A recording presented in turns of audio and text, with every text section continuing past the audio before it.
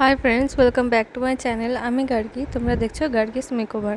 আজকে আমি তোমাদের জন্য আবার একটা ব্রাইডাল আই মেকআপ টিউটোরিয়াল নিয়ে এসেছি।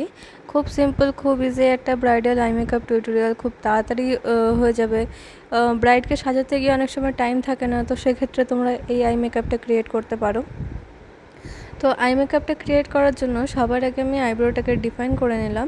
তার জন্য আমি ইউজ করছি পিএসসির আইব্রো পোমেড শেড নাম্বার 01। এরপরে আইব্রোটাকে শেপ দেওয়ার জন্য আর একটা আই শেপ ক্রিয়েট করার জন্য আমি সুইস বিউটির এই কনসিলার প্যালেটটা থেকে আমি একটা কনসিলার শেড নিয়ে অ্যাপ্লাই করছি কনসিলার ব্রাশ দিয়ে। তারপরে আমি একটা ব্রাশ দিয়ে এটাকে ড্যাব ড্যাব করে ব্লেন্ড করে নিলাম। তোমরা ব্লেন্ডার ইউজ করতে পারো। তারপরে সেম ব্রাশ দিয়ে আমি সুইস বিউটির ট্রান্সলুসেন্ট পাউডার দিয়ে কনসিলারটাকে সেট করে নিলাম। এরপরে সুইস বিউটির একটা আইলাইনার দিয়ে আমি একটা আই শেপ ক্রিয়েট করে নিয়েছি।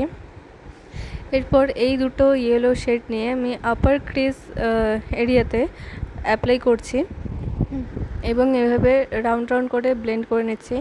তারপরে এই অরেঞ্জিশ ইয়েলো অরেঞ্জিশ ইয়েলো শেডটা নিয়ে আমি ক্রিজে অ্যাপ্লাই করছি এবং দুটো কালার একসাথে আমি মিক্স করে নিলাম।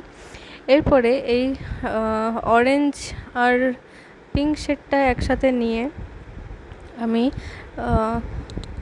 আইলিড যেটা হয় সেই এরিয়াটাতে এটা তোমরা অ্যাপ্লাই করবে।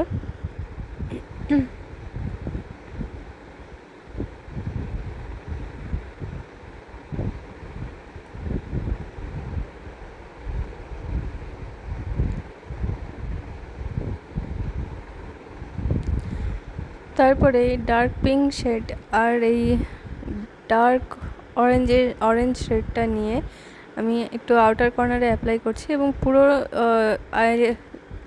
আই শ্যাডোটার উপরে আমি অ্যাপ্লাই করছি আর রাউন্ড রাউন্ড করে ঘুরিয়ে নিচ্ছি, ব্লেন্ড করে নিচ্ছি।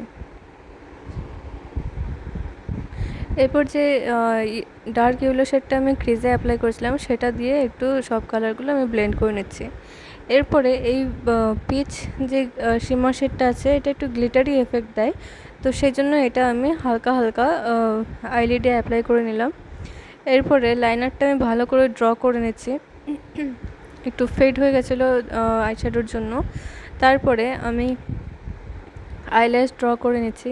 আইল্যাশ ছাড়া ব্রাইডাল আই মেকআপ কিন্তু ইনকমপ্লিট লাগে, তো সেই জন্য আমি আইল্যাশ ড্র করে নিচ্ছি।